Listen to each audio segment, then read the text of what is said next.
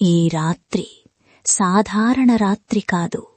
ఇది దేవతలు కూడా జాగరణ చేసే రాత్రి, పాపాలు కరిగిపోయే రాత్రి, పరమేశ్వరుడు భక్తులను ఆశీర్వదించే పవిత్రమైన మహారాత్రి.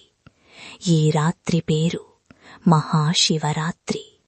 మహాశివరాత్రి అనేది భక్తి, ఉపవాసం, జాగరణతో జరుపుకునే శివుని మహిమాన్వితమైన పర్వదినం.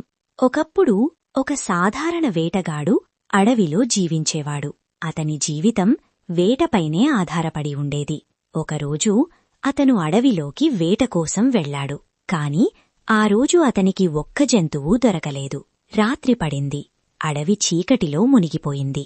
జంతువుల భయంతో అతను ఒక పెద్ద చెట్టు ఎక్కి అక్కడే కూచున్నాడు. అతనికి తెలియదు, ఆ చెట్టు కింద ఒక పవిత్రమైన శివలింగముంది. అది బిల్వవృక్షం. రాత్రి అంతా నిద్రరాక అతను చెట్టు కొమ్మలను కదిలిస్తూ ఉండగా బిల్వదళాలు ఒక్కొక్కటిగా కింద ఉన్న శివలింగంపై పడుతుండేవి. అతను తెలియకుండానే శివయ్యకి పూజ చేస్తున్నాడు. అది సాధారణ రాత్రి కాదు, అది మహాశివరాత్రి రాత్రి. అలా భక్తిభావంతో గడిచిన ఆ రాత్రి వేటగాడి పాపాలను శివుడు క్షమించాడు. ఉదయమయ్యేసరికి శివుడు అతనికి కరుణ చూపించి మోక్షం ప్రసాదించాడని పురాణాలు చెప్తున్నాయి.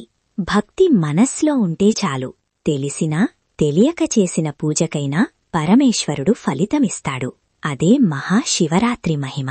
ఓం నమః శివాయ.